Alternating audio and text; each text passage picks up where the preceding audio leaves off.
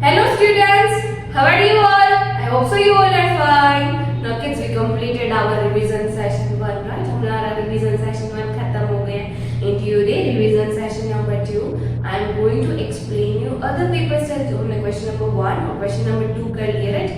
हम लोगों ने क्या किया था question number 1 में MCQ किए थे, right? और question number 2 में true or false, right? In today session number 2, I am going to explain you question number 3A. Fill in the blanks with the help of options given in the hint box. हमें fill in the blanks मतलब blanks करनी है. जो hint box में already options दिए गए हैं उसके according हमें मतलब उसके according हमें से कोई भी option को proper select करके हमें नीचे टिक करना है, right? वो आएगा question number 19 से question number 22 तक, right? तो 19 The process by which waste is collected and made ready to use again is called blend. एक ऐसी प्रोसेस जिसके थ्रू मतलब हम कोई भी चीज को कोई भी वेस्ट चीज को हम वापस से यूज कर सकते हैं. ऊपर ऑप्शन है स्नो, रिसाइकलिंग, लाइट या फ्लैट.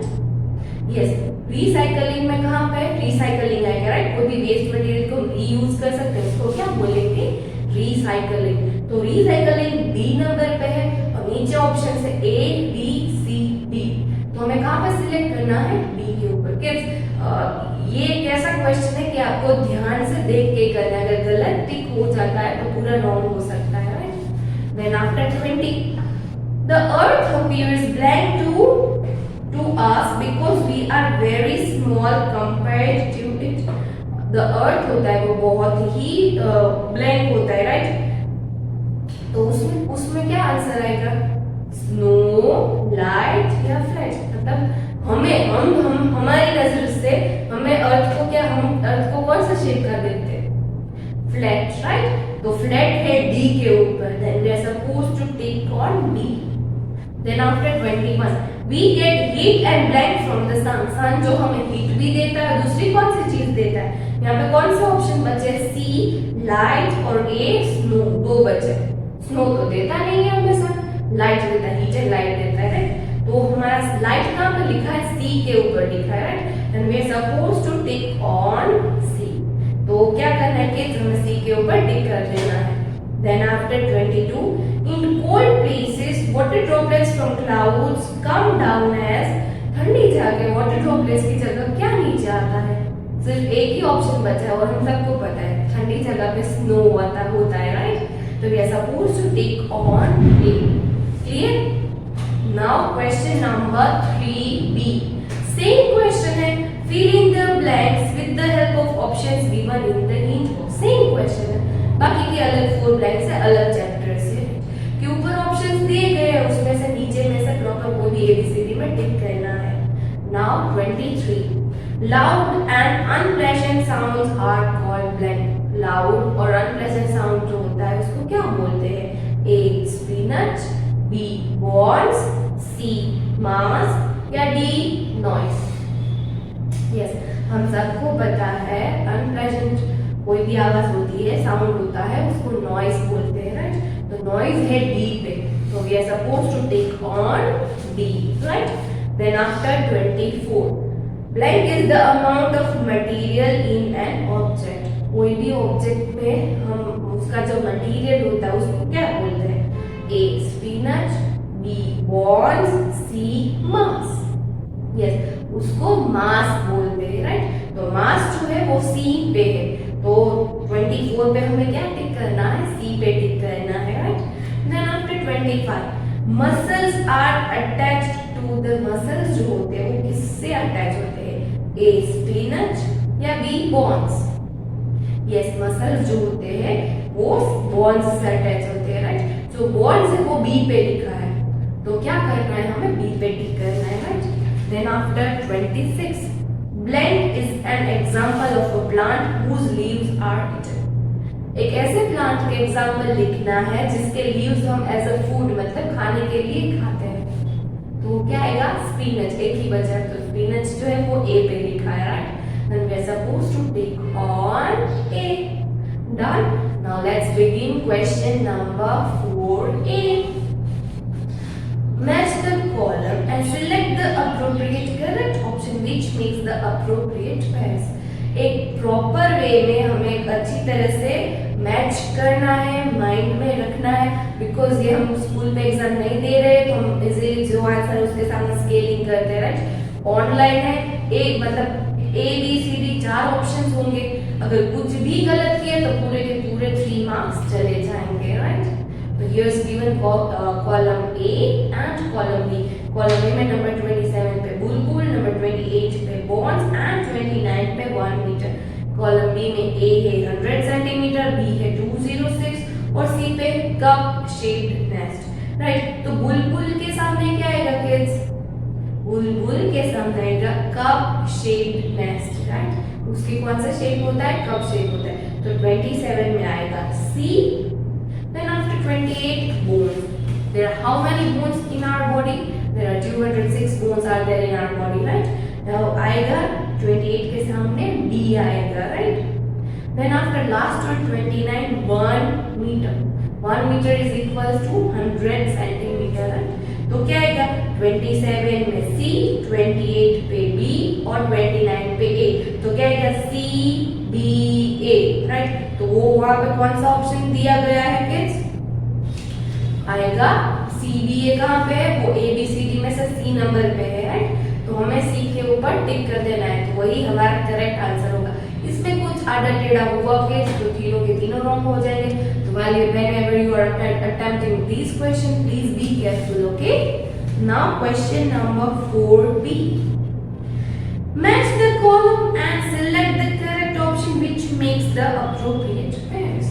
Same question है कि हमें कोई भी ऑप्शन को सिलेक्ट करना है और appropriate pair बनानी है और एक आंसर सिलेक्ट करना है, right. Here is given column A and column B.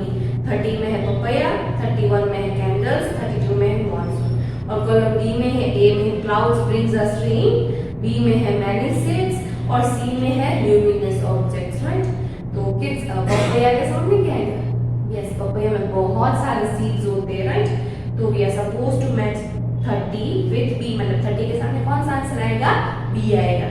Then after candles, candles किसका एग्जांपल है? ल्यूमिनस ऑब्जेक्ट का, राइट। तो 31 के सामने क्या आएगा? C आएगा। 32 मॉनसून, मॉनसून क्या होता है? तो के clouds brings us rain. Monsoon season में क्लाउड्स है वो रेन को लाते हैं, राइट। तो क्या आएगा? पपैया में मतलब 30 के सामने B, 31 के सामने C और 32 के सामने A। तो क्या आएगा कि हमारा आंसर पपैया के सामने B C A। B C A कहाँ पे है? A में, राइट। तो हमें कौन सा ऑप्शन सिलेक्ट करना है? A वाला सिलेक्ट करना है।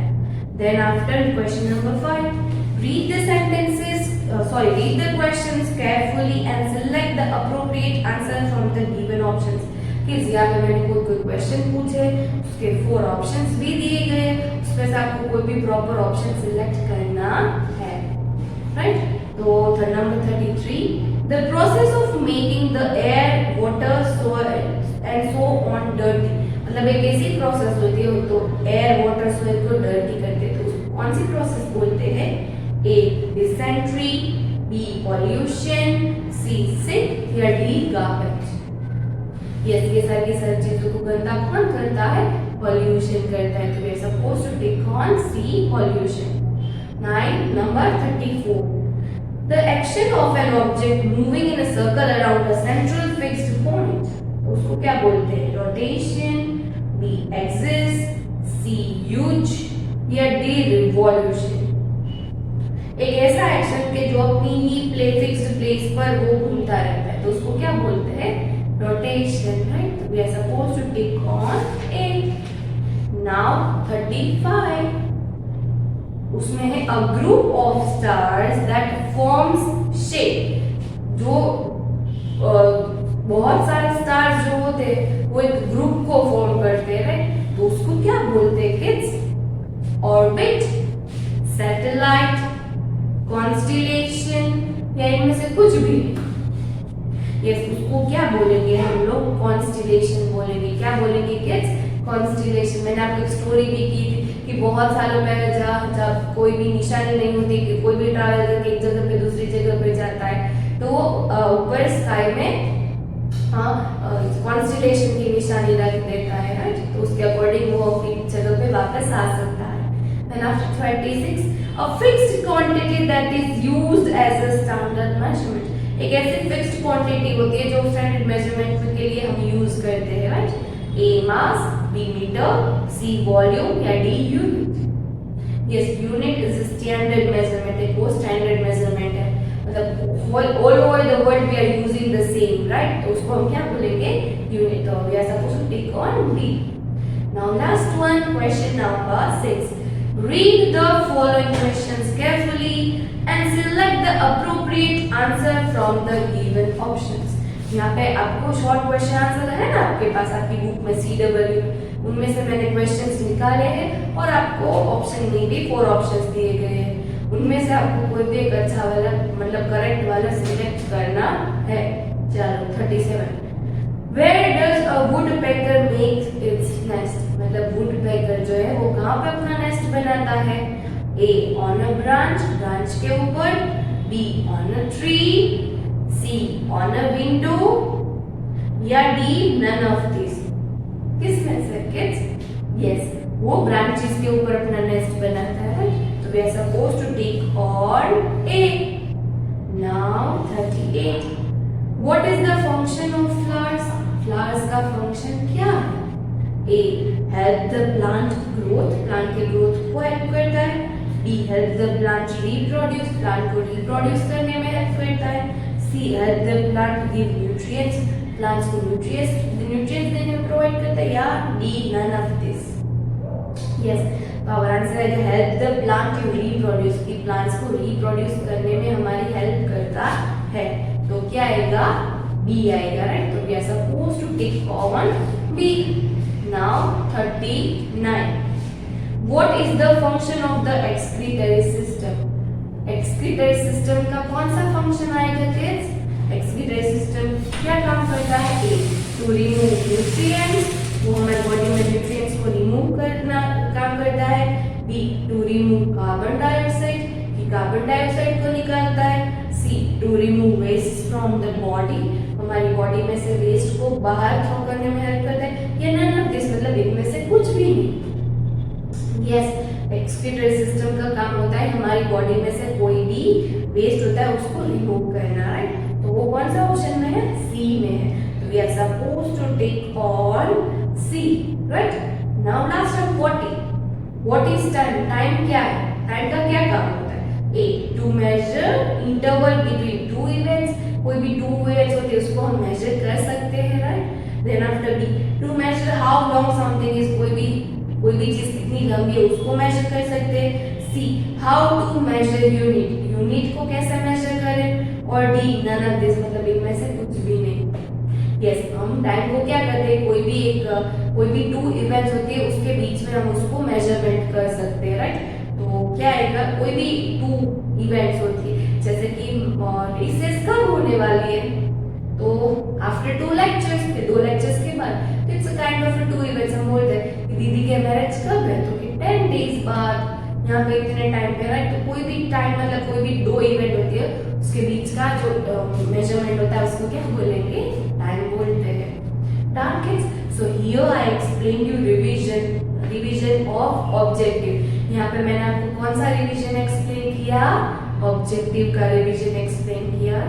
In revision session number 3, I am going to explain you कौन सा? I am going to explain you about subjective, right? मैं आपको subjective का explain करूँगी. I hope so you like my video. Now किस subjective में क्या आएगा? Question number 1. Answer the following questions as per instructions. यहाँ पे मैं कोई भी टाइप के क्वेश्चंस पूछूंगी, जैसे जैसे इंस्ट्रक्शन आपको मिलती जाएगी उसके अकॉर्डिंग आपको आंसर्स देते ही जाना है. बहुत ही इजी है, बट क्या करना है उसके लिए आपको CW लर्न करना पड़ेगा, टेक्स्ट बुक में से देखना पड़ेगा, रीड करना पड़ेगा, अपने आप क्वेश्चंस करने होंगे, अपने आप आंसर लाने होंगे, राइट? देन आपका आएगा question number 2. Answer the following questions in 2 or 3 sentences. यहाँ पे क्या है कि यहाँ पे आपको आंसर इन क्वेश्चंस है जो 2-3 सेंटेंसेस में लिखने हैं, जो ऑलरेडी हम लोग CW में लिखते हैं क्वेश्चन आंसर, राइट? उनमें से आपको लिखना है. देन आफ्टर आएगा answer in brief. Question number 3 है, वहां पे ब्रीफ आंसर से बड़े बड़े आंसर लिखने हैं, कम से कम आपको 6-7 लाइंस के तो लिखने ही है। वो भी मैंने आपको CW में लिखवाए, तो स्टार्ट कर दीजिएगा लर्न करने को। Then after do as directed, question number 4 है डू एज डायरेक्टेड। तो वहां पे मैंने जो बोला होगा उसके अकॉर्डिंग आपको डायरेक्शन दूंगी, उसके अकॉर्डिंग आपको सब कुछ करना है। उसमें डायग्राम्स आ सकते हैं, लेबलिंग आ सकते हैं, कोई भी क्वेश्चंस आ सकते हैं, कोई भी चीज आ सकती है। तो उसके लिए आपको अगेन टेक्स्ट बुक जो है आपकी स्टूडेंट बुक है वो आपको रीड करनी होगी, लर्न करना होगा सब कुछ, राइट। तो I hope so you like my video, you like my session. Now kids, in next session revision session number 3 में मैं आपको कराऊंगी। Now kids, one more instruction. मैंने आपको रिवीजन सेशन 1 और सेशन 2 में क्या करवाया, मैंने आपको सारे के सारे चैप्टर्स का रिवाइज भी करवाया और पेपर स्टाइल भी एक्सप्लेन की, right. According to paper style मैंने आपको एक वर्कशीट भेजी है। क्या भेजा है किड्स? वर्कशीट। वो पूरी की पूरी वर्कशीट मैंने इसी वीडियो लेक्चर में एक्सप्लेन की है। कि आप एक बार वर्कशीट जो अगर आप फिल कर लोगे ना किड्स, तो आपको जब एग्जाम आएगी ना तो आपको फॉर्मेट भी पता होगा। और जो मैंने रिवीजन करा है सारे के सारे चैप्टर्स का, तो आई थिंक आपको आंसर्स भी सारे के सारे आते ही होंगे। एक बार फिल कर लोगे तो एग्जाम में कोई भी ट्रबल होगी नहीं, फटाफट आंसर्स आ जाएंगे। तो क्या करना है किड्स, मैंने आपको वर्कशीट भेजी, उसकी प्रिंट निकलवा सकते हो, अगर हो सके लिख सकते हो तो लिख लो क्वेश्चन, प्रिंट निकाल लो तो और बेटर है। तो मतलब एक बार 1 आवर के लिए बैठ जाना है, अपने आप एग्जाम देनी है और फिर सारे के सारे क्वेश्चंस अटेम्प्ट करके मम्मा को बोलना है किड्स आपको कि चेक कर दे, चेक करने के बाद आपको मार्क्स भी दे दे, राइट। तो इससे क्या होगा कि आपको सब कुछ लर्न हो गया है, नहीं हो गया, कितना आ रहा है, कितना नहीं आ रहा है, ये सारी की सारी चीजें क्लियर हो जाएंगी, right. So please do it kids, okay. चलो, तो वर्कशीट अच्छी तरह से करना, पेपर देना, मार्क्स देना। और ऐसा नहीं है कि यही वर्कशीट करनी है, पूरा का पूरा सिलेबस करना है, सारे के सारे चैप्टर्स रिवाइज करने, सारे के सारे एक्सरसाइज करनी है, सारे के सारे क्वेश्चन आंसर करने। This is only for your revision purpose, ताकि आपको पता चले कि किस तरह से पेपर स्टाइल है और किसके अकॉर्डिंग किस तरह से ऑप्शंस आएंगे, ओके किड्स। चलो, so do it well until next session kids, bye।